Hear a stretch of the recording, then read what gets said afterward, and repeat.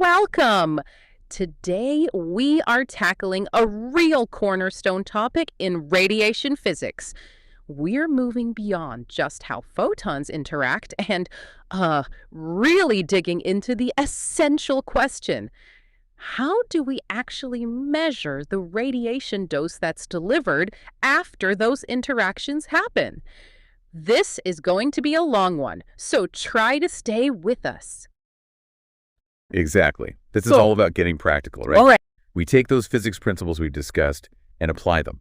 How do we quantify radiation in the real world? Think of this as a focused tutoring session on the tools and the concepts you absolutely have to know. Yeah, understanding how dose is measured, both historically and what we do right now in the clinic.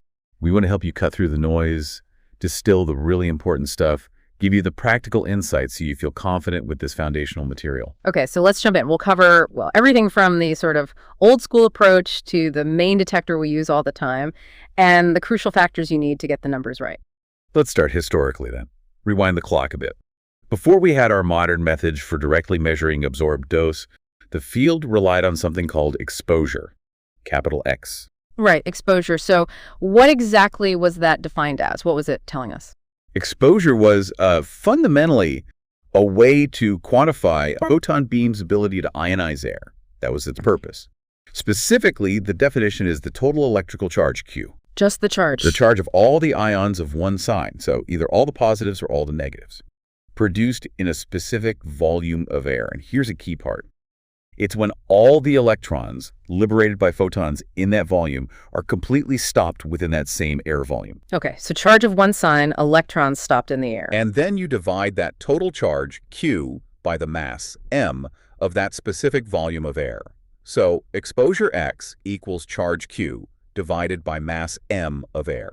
Sounds very specific, tied very tightly to air and ionization. What about the units for exposure? The units. The traditional unit, and you absolutely definitely need to know this one because you'll still see it, is the Rentgen, abbreviated R. The Rentgen, okay. And the key conversion, the one to lock in for boards and just general understanding, is 1 Rentgen equals 2.5 8 times 10 to the power of -4 coulombs per kilogram of air. 2.5, 8 times 10 to the -4 C per kg. Got it. Yeah, the SI unit is coulombs per kilogram, but honestly, R is still the historical reference, and you see it used practically quite often. Okay, so exposure quantifies ionization in air caused by photons. Why don't we just stick with that clinically today? What were the big limitations? Right, good question. There are really 3 major reasons we had to move beyond just using exposure for patient dosimetry. First big one. It's defined only for photons. So no electrons. No electrons, no protons, none of the other particulate radiation we use clinically doesn't apply. Second, it's defined only for air. Right, and we treat patients, not air. Exactly. The dose delivered depends heavily on the tissue. Water, bone, soft tissue. Exposure doesn't directly tell us the absorbed dose in those materials. Makes sense. And you mentioned something about an energy constraint, too. Yes, there's a practical energy limit. It's roughly around 3 MeV for photons. The definition, remember, requires that all the energy of those secondary electrons produced in the air mass gets deposited within that same air mass. We call that condition electronic equilibrium. Electronic equilibrium in air. Right. But for higher energy photons, say from a LINAC, those electrons travel much further in air. You lose that equilibrium condition within a small defined volume. So the definition kind of breaks down. Got it. So exposure was historically super important for characterizing beam output, especially at lower energies like orthovolted. Definitely. But it's limited. Photon only, air only, and that energy cap around 3 MeV. And the bottom line is it doesn't directly give us the absorbed dose in the patient. Precisely.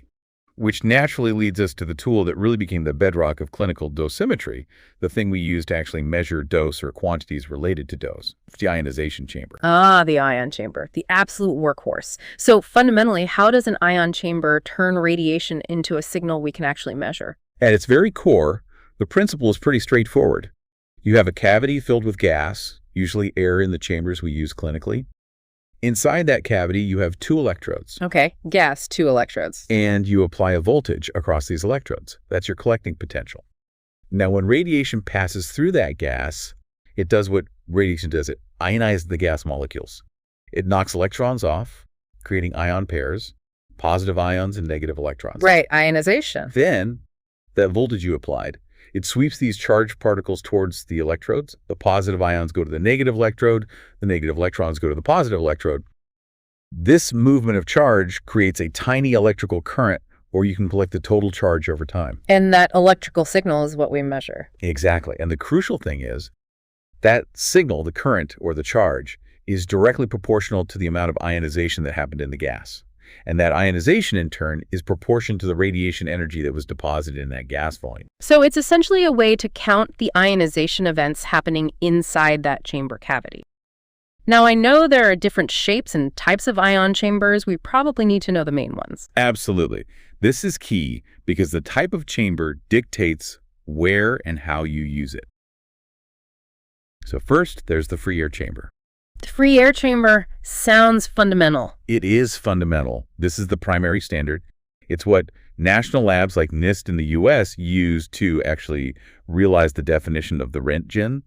They are big, bulky, complex things. They use guard electrodes to precisely define the air volume and ensure all the ions are collected from only that volume. So not something you'd find in a typical clinic. Definitely not. It's a laboratory standard. Yeah. But it's important because our clinical measurements are ultimately traceable back to this standard. Okay, traceability to the primary standard. Got it. What about the ones we do use every day? Right, the clinical workhorse, the thimble chamber.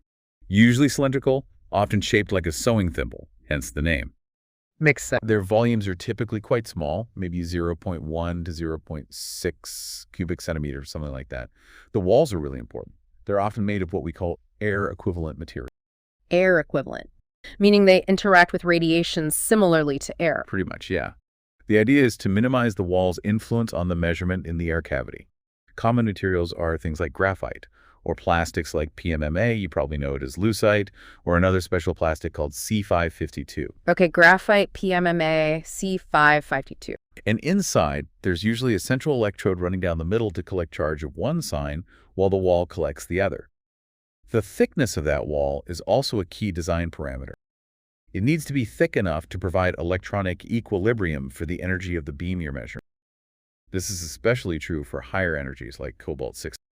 So the wall helps build up the secondary electrons before they reach the air cavity. And I've heard the term farmer chamber a lot. Is that just a specific type of thimble? Exactly. A farmer chamber is a very common, very stable, well-characterized design of a thimble chamber, usually around 0.6 cc volume. It's widely used for reference to symmetry, like when you're doing your annual LINAC output calibration. Okay, the farmer chamber, a standard thimble type. Now, this next point seems really important for practical measurements. The effective point of measurement, or EPM. You mentioned it's not always the geometric center. No, it's not. And this is a classic mistake waiting to happen if you forget. For these cylindrical thimble chambers, when used in a photon beam, the point where the chamber effectively measures the dose isn't the center. It's actually shifted slightly upstream. Upstream, meaning towards the radiation source. Correct, towards the source. And the amount of that shift is approximately 0.6 times the inner radius of the air cavity. So EPM shift is about 0.6 times RCAV. 0.6 RCAV upstream. Why is that important? Because when you're making measurements, say, for a depth dose curve, you need to position the chamber so that this effective point is at the depth you intend to measure, not the geometric center. If you put a center at 10 centimeter depth, you're actually measuring slightly shallower than 10 centimeters. You have to account for that shift. Critical detail for accurate depth measurements. Okay, 0.6 RCAV upstream for thimbles. What about parallel plate chambers? They look quite different. They do. Parallel plate chambers, as the name suggests, have two flat parallel electrodes, usually circular plates, separated by a pretty small gap, maybe just 1 or 2 millimeters. Flat plate, small gap. What's the advantage? Their main advantage is that their flat geometry causes less perturbation, less disturbance to the radiation field compared to a cylindrical chamber. This is especially important near surfaces or in regions where the dose is changing rapidly, what we call steep dose gradients. And their EPM, where's that? It's simpler for parallel plates. The effective point of measurement is generally considered to be the inner surface of the proximal plate. Proximal meaning the one closer to the source. Exactly. The upstream plate, the one the beam hits first. The measurement point is right on its inside surface. Okay, so what are the main clinical uses for parallel plate chambers given that geometry and EPM? Because of that minimal perturbation and the surface EPM, they are the go-to chamber for measuring surface dose. They're also excellent for measuring dose in the buildup region of photon beams, that first centimeter or so where the dose is rapidly increasing. Build-up region, surface dose. And here's a really important one. Dosimetry protocols, like TG51, which is the standard for Linac calibration in the US, require you to use a parallel plate chamber for calibrating low-energy electron beams. Low-energy electrons specifically, why? Typically below about 10 MeV or so. Yeah. The response is just considered more accurate and reliable in those electron fields compared to thimble chambers, especially at shallow depths. Okay, so parallel plates for surface buildup and mandatory for low-energy electron calibration. Are there any other types we should be aware of? You mentioned extrapolation chambers earlier. Yes, the extrapolation chamber. Think of it as a specialized type of parallel plate chamber. Its unique feature is that the gap between the plates can be adjusted very, very precisely, mechanically adjusted down to essentially a zero gap. Zero gap, how does that help? What you do is take measurements at several different very small gap settings. Then you plot the ionization reading versus the gap size and mathematically extrapolate that curve back to a zero gap. You extrapolate to find the reading at zero volume. Exactly. This effectively removes the influence of the chamber's measuring volume itself, allowing you to determine the dose exactly at the surface. It's considered the gold standard for surface dose measurement. But probably not for everyday use. Right. It's more of a laboratory instrument used for research or calibrating other detectors, not something you typically use for routine clinical checks. Okay, so we have our chamber thimble, parallel plate positioned correctly, accounting for the EPM. It collects charge when irradiated. How do we actually measure that tiny electrical signal it produces? That's where the electrometer comes in. It's a highly sensitive electronic instrument that you connect the ion chamber to, usually via a special low-noise cable. Electrometer measures the electricity. Pretty much. It's designed to accurately measure the very small currents or charges produced by the chamber. It typically operates in one of two main modes. There's integrate mode. In integrate mode, it measures the total accumulated charge, Q, over a specific period, like the time the beam is on. It does this using a precision capacitor inside the electrometer. You might remember the relationship Q equals C times V, charge equals capacitance times voltage. This mode is great for measuring the total dose delivered for a specific field or monitor unit setting. Okay, total charge collected. What's the other mode? The other is rate mode. In rate mode, the electrometer measures the instantaneous current, I, flowing from the chamber. It uses a high-value precision resistor for this. Think Ohm's law, I equals V divided by R. Current equals voltage over resistance. Rate mode gives you the dose rate, like C0G per minute, useful for checking beam stability or output rate constancy. Got it. Integrate for total charge, dose. Rate for current, dose rate. So the electrometer gives us reading, maybe in nanocoulombs or picoamps. But I remember you saying that raw reading isn't the final answer. We need to apply correction factors. Why? That's absolutely critical. That raw reading, let's call it MRAW, is taken under whatever the conditions happen to be in the room at that moment, the specific temperature, pressure, and reflects the non-ideal behavior of the chamber, like ion recombination. It's not under standard reference conditions. So we need to correct for those deviations. Exactly. We need to apply several correction factors to adjust that raw reading back to what it would be under standard conditions and accounting for those imperfections in charge collection. The goal is to get the fully corrected reading, often denoted as M-corrected. Okay, let's break down those corrections. The big one seems to be P sub TP for temperature and pressure. Yes, PTP. This is essential for any ion chamber that is unsealed or vented to the atmosphere, which includes most clinical thimble and parallel plate chambers. Vented means air can go in and out. Right. It means the air inside the sensitive cavity of the chamber is at the same pressure and temperature as the surrounding room air. Why does that matter? Because the amount of air, the mass of air inside that fixed cavity volume changes with temperature and pressure. Density changes. Exactly. If the density changes, the number of air molecules available to be ionized by the radiation changes. So for the same amount of radiation passing through, you'll collect a different amount of charge if the T and P are different from standard conditions. What exactly is standard conditions? Typically defined as 22 degrees Celsius and 760 millimeters of mercury, or 101.325 kilopascals. The PTP factor corrects the reading from the measurement conditions back to these standard conditions. There is another equation to memorize. There is. The formula for P sub Tp is as follows. First, you calculate the temperature correction factor. To do this, you need temperatures in absolute units Kelvin. So you take 273.15 plus your measured temperature in Celsius. This sum is the numerator. Then, you take 273.15 plus the standard temperature, which is 22 degrees Celsius. This sum is the denominator. The temperature correction factor is the numerator divided by the denominator. Next, you calculate the pressure correction factor. This is standard pressure, which is 760 millimeters of mercury, divided by your measured pressure in millimeters of mercury. Finally, P sub Tp equals the temperature correction factor multiplied by the pressure correction factor. So, to state the full formula structure, P sub Tp equals, open parenthesis, the sum of 273.15 plus the measured temperature in Celsius, close parenthesis, divided by, open parenthesis, the sum of 273.15 plus 22, close parenthesis. And that entire ratio is then multiplied by, open parenthesis, 760 divided by the measured pressure in millimeters of mercury, close parenthesis. Okay, that looks easy to flip around accidentally. Is there a way to think about it? Absolutely. This is where thinking about the physics helps, maybe using the ideal gas law, PV and RT. Think about your vented chamber. It has a fixed volume, V. The amount of gas inside, N, determines the signal. If the temperature T in the room goes up, the air inside expands, and since it's vented, some air leaves. The density NV goes down. Lower density, fewer molecules to ionize. Right, fewer ions collected, so your raw reading, MRAW, will be lower than it would be at the standard cooler temperature. Therefore, your PTP correction factor needs to be greater than 1 to boost that reading back up. Okay, higher T means PTP greater than 1. What about pressure? Same logic. If the ambient pressure P goes up, it pushes more air into the vented chamber. Density goes up, more molecules, more ions collected. Your raw reading, MRAW, will be higher than its standard pressure.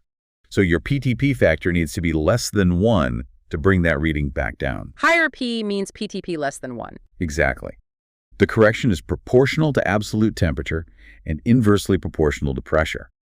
If you just remember that relationship, how T and P affect density and thus the reading, you can usually figure out if PTP should be greater or less than 1, and you won't flip the formula. It only equals 1 as standard T and P. That's a fantastic way to remember it. A great clinical pearl for getting those calculations right. Okay, PTP is vital for vented chambers. What are the other important correction factors? Next up is P sub ion, which corrects for ion recombination. Recombination, ions getting back together. Pretty much. When those ion pairs are created in the gas, they start drifting towards the electrodes because of the voltage. But there's a chance that a positive ion and a negative electron might bump into each other and recombine, neutralizing each other before they reach the electrodes and get counted. So you lose some signal. You lose some signal. This effect is worse at high dose rates when you're creating tons of ions very quickly, or if the collecting voltage on the chamber is too low, not sweeping the ions away fast enough. The p-ion factor corrects for this loss of collected charge. And its value. Since you always lose some charge, or potentially gain some from free electrons in some conditions, but typically loss, p-ion is almost always slightly greater than 1. It means you need to multiply your measured reading by this factor to account for the ions you didn't collect. Usually it's determined by taking readings at 2 different voltages, the normal operating voltage and a lower voltage, and using a specific formula. Okay, p-ion 1.0 typically accounts for lost charge. What else? Then there's P sub pol, the polarity correction factor. Polarity. Positive or negative voltage. Right. Ideally, the chamber should give you the exact same reading whether you apply, say, plus 300 volts or negative 300 volts to the collecting electrode. But sometimes, due to small asymmetries in the chamber or electron collection effects, there can be a slight difference. So p-pol fixes that. Yep. The p-pol factor corrects for this potential difference. You typically measure the reading with both positive and negative polarity applied, and p-pol is calculated based on the average of those two readings. It's usually very, very close to 1.0, like 1.001 or 0.999. Okay, p-pol close to 1 averages out polarity effects. Anything else? One more you might see is P sub elec. This is a correction factor for the electrometer itself. If the electrometer is calibrated separately from the ion chamber, you might need this factor to account for its calibration accuracy. But often it's included elsewhere. Often, yes. In many cases, when you get your ion chamber calibrated by an accredited lab, the overall calibration factor they provide already incorporates the electrometer calibration you used during that process. So PLEC might effectively be one or already rolled into the main factor. You just need to check your calibration certificate. Got it. So putting it all together, the fully corrected reading M corrected equals the raw reading M raw multiplied by P sub TP multiplied by P sub ion multiplied by P sub Pol and potentially times PLEC if needed. You got it. That's the recipe. Okay, so now we have this corrected ionization measurement, M corrected, and we know that's related to exposure and Röntgens. But as you stressed earlier, we don't treat patients with Röntgens of exposure in air. We need absorbed dose in tissue or water. How do we make that final critical conversion? This is where the famous F factor comes into play. The F factor is that crucial conversion factor. It's what lets us bridge the gap from exposure, measured in Röntgens or related to M corrected, to the absorbed dose in a specific medium, like water or tissue. And that dose is usually expressed in rad or, more commonly now, centigrade. The F factor. So what's the fundamental relationship using it? It's simple but powerful. Dose in the medium equals the F factor for that medium, multiplied by the exposure in Röntgen. So D medium equals F medium X. D equals F times X. And we need to be careful with units. Absolutely. If X is in Röntgens, R, then D will come out in rad or centigrade. CG, remember that 1 gray G is equal to 100 rad and also equal to 100 centigrade. So rad and CG are numerically the same for this conversion. Okay, DCGY, FXR. What does the F factor itself actually depend on? It depends fundamentally on two key things. First, the specific medium you're interested in calculating the dose for. Is it air or water or bone or lung? And second, the photon energy of the radiation beam.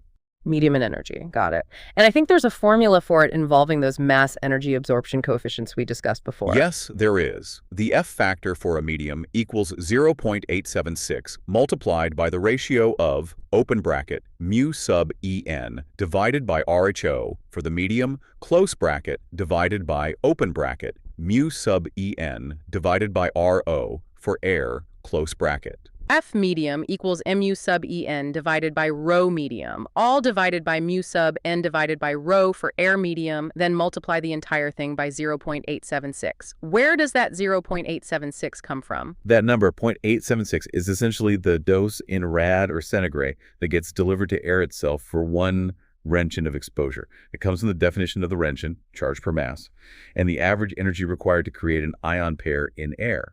W air value. It's like an internal conversion factor for air. Okay, so the F factor basically compares how readily the medium absorbs energy compared to how air absorbs energy scaled by that 0.876 factor. How does this F factor behave for different materials? Let's start with air. F factor for air is always 0.876 rad per Röntgen or centigrade per Röntgen, regardless of the photon energy. Okay, fair, equals 0.876.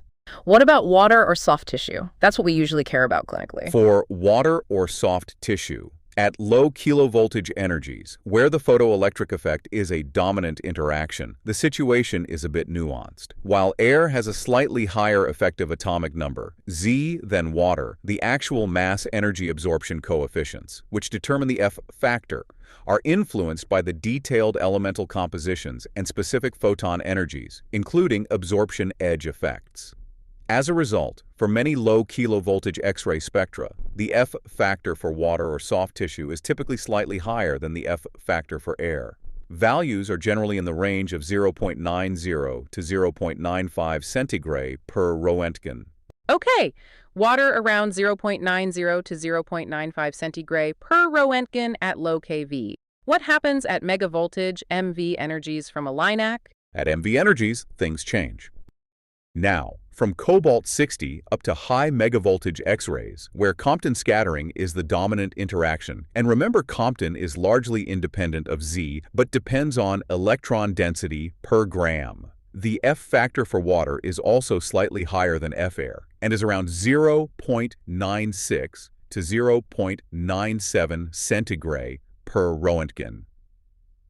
It doesn't change very much across the entire megavoltage range because the ratio of mass energy absorption coefficients for water to air is fairly constant in the Compton dominant region.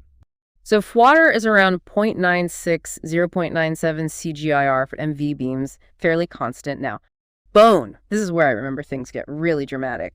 Absolutely. Bone is the classic example that really drives home the importance of photon energy and interaction type.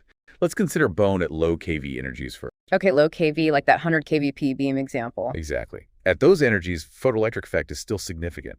Bone has a much higher effective atomic number Z than soft tissue or air because of the calcium and phosphorus. That Z3 dependence hits hard. Meaning bone absorbs way more energy. Way more. For the same exposure in Röntgens, bone absorbs significantly more energy per unit mass than soft tissue. The F factor for bone, F-bone, at low keV energies can be huge. It can be around 4 centiGray per Röntgen. 4 times the dose to bone compared to air for the same exposure. Wow. Yes, and this is critically important historically. It explains why older orthovoltage X-ray treatments, which use kV energies, often resulted in very high, sometimes unacceptably high, doses to bone structures lying within or near the treatment field. This was a major dose-limiting factor. A really important clinical connection there. So what happens to F-bone when we switch to MV energies? At megavoltage energies, Compton scattering takes over as the dominant interaction for both bone and soft tissue. And since Compton doesn't care much about Z, that huge difference in absorption largely disappears. So F-bone becomes much lower at MV. Much lower and much closer to the value for water. The fat factor for bone at typical MB energies is only slightly lower than for water, maybe around 0.92 to 0.93 centiGray per Röntgen. So from around 4 down to about 0.93. Exactly. And this is one of the major advantages of using megavoltage beams for radiation therapy. You get a much more uniform dose distribution between bone and soft tissue compared to kV beams. Less differential absorption, which is generally what you want, clinical pearl right there. Understanding the dramatic difference in F-bone between kV and MV energies is essential. It explains the shift away from orthovoltage for deep tumors and highlights a key benefit of Linac-based therapy, better bone sparing relative to tissue dose. That's incredibly clear. The F factor story, especially for bone, really highlights the physics underlying clinical practice evolution. Okay, let's zoom out again. Why is it really mastering all these concepts we've walked through, exposure, how ion chambers work, PTP, p-ion, the F factor behaviors, why is it so critical for residents, for anyone working in clinical physics or dosimetry? Well, because this is quite literally the foundation upon which all of our clinical dose measurements are built. Your ion chamber, whether it's a Farmer chamber for output or a parallel plate for electron tampercle, it's your fundamental measurement tool. You can't get the dose right if the measurement is wrong. Precisely. Yeah. You absolutely must understand how it operates, what factors influence its reading like temperature and pressure for vented chambers, and how to apply those corrections like PTP and p-ion accurately. If you mess up M-corrected, everything downstream is wrong. And understanding exposure and the F factor provides crucial context. It helps you interpret older research or data, understand why MV beams offer advantages like reduced bone dose and skin sparing compared to older techniques. It connects your daily QA measurements back to the national primary standards through the calibration chain. Knowing which chamber to use when is also key. Definitely. Knowing the strengths and limitations of different types of ionization chambers, such as thimble versus parallel plate versus extrapolation chambers, informs which detector is most appropriate for specific measurement tasks. Measuring Linac output. Probably a Farmer chamber. Checking surface dose, parallel plate. Calibrating low energy electrons, definitely parallel plate. These aren't just, abstract physics concepts. They have direct, practical implications for the accuracy and safety of patient treatment. Okay, this has been a fantastic walkthrough. Let's try to distill this down even further for maximum retention. Thinking specifically about residents studying for boards, or anyone needing a quick refresher, what are the absolute non-negotiable, must-remember points from today? All right, let's do a quick board review style summary. These are things you just got to know cold. Exposure, X, know the defined as charge divided by mass, specifically in air. Its traditional unit is the Röntgen. R, it's defined for photons only and has an energy limit of about 3 MeV due to electron equilibrium requirements. Okay, exposure definition, unit limitations. Got it. Second, ion chamber types. Recognize the main ones and their primary uses. Free air chamber is the primary standard, lab only.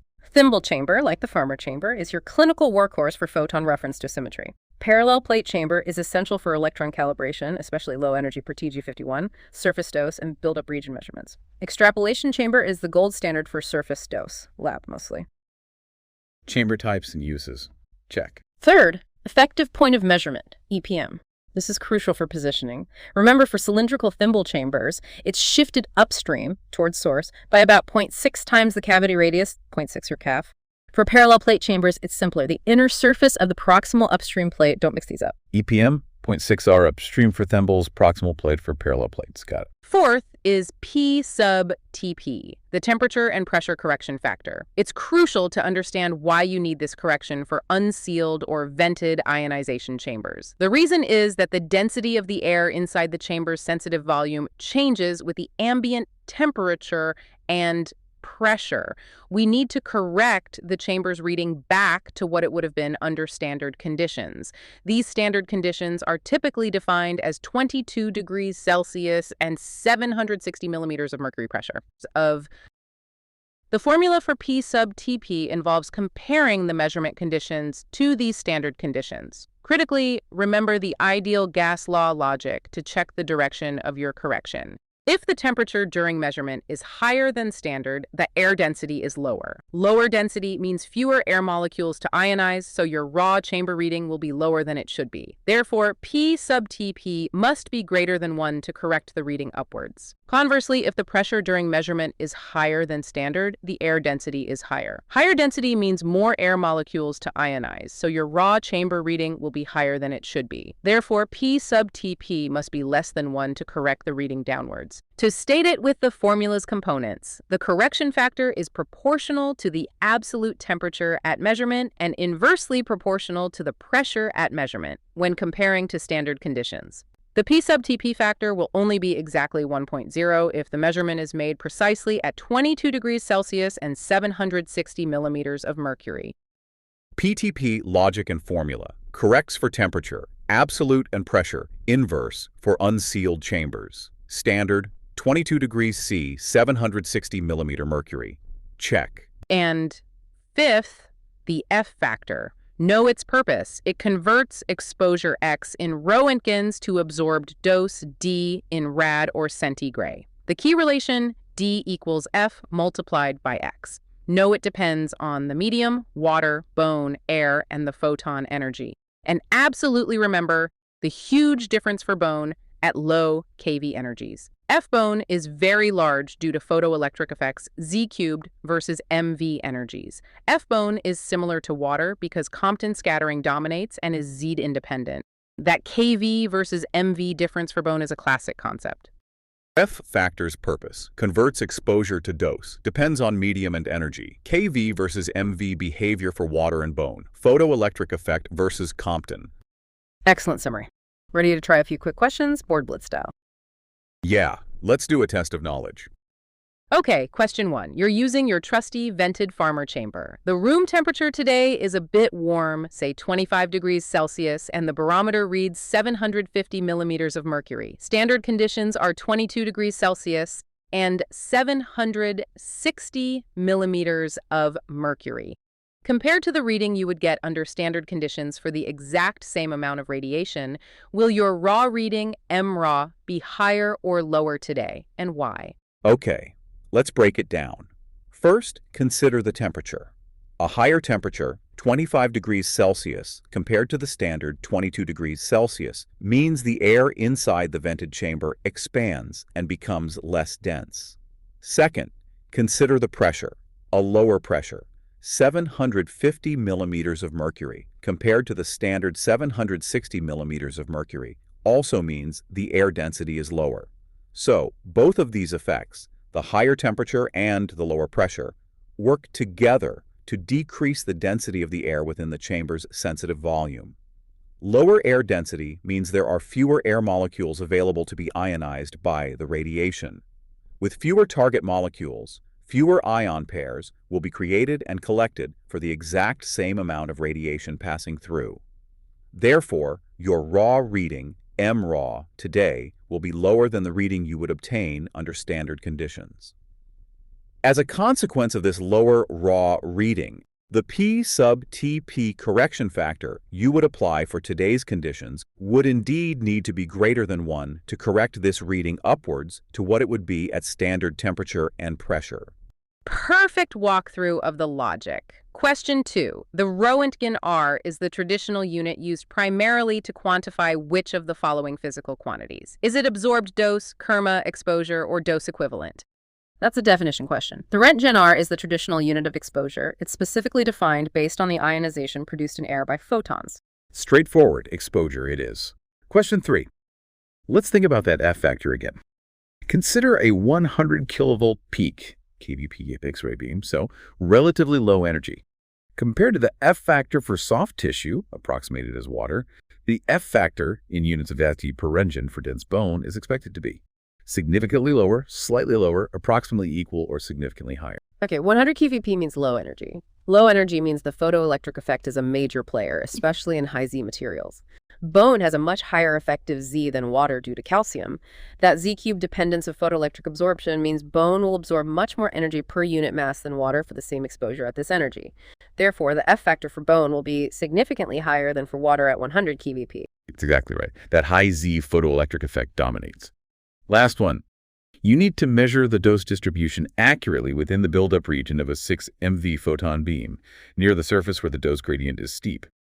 According to standard dosimetry protocols like TG51, which type of ion chamber is generally preferred for this specific task? Would it be a large volume thimble chamber, a free air chamber, a parallel plate chamber, or a Geiger-Müller counter? For the buildup region, you have two main concerns: a steep dose gradient and proximity to the surface. You want a detector that minimally perturbs the electron fluence and ideally has its effective point of measurement very close to the surface or entrance point. The free air chamber is out, lab standard. A large thimble chamber isn't ideal due to volume averaging in a steep gradient and its EPM shift. A GM counter isn't typically used for precise dosimetry. The parallel plate chamber, with its flat geometry causing less perturbation and its EPM at the entrance window, proximal plate, is the preferred choice for buildup region and surface dose measurement. Excellent. You nailed the reasoning. So we've covered a lot of ground, defined exposure, dissected the ion chamber's mechanics and corrections, and really grasped the importance of the F factor, especially that striking difference for bone between kV and MV energy. Absolutely. And mastering these fundamentals isn't just academic. It's non-negotiable for ensuring accurate dosimetry in the clinic. Getting these measurements right is the first step in everything we do. It really is foundational. Yeah. We collect these tiny charges, apply all these meticulous corrections based on atmospheric conditions and chamber physics, use the F factor, all to arrive at the dose delivered to a specific point in water or tissue. It's quite a chain of reasoning and measurement. It is. And it sets up the next logical question, doesn't it? We've talked about measuring ionization in the air inside the chamber cavity, but how does the energy absorbed in that tiny bit of air relate to the energy absorbed in the much larger surrounding medium, whether that's water phantom or the patient's actual tissue? Ah, yes.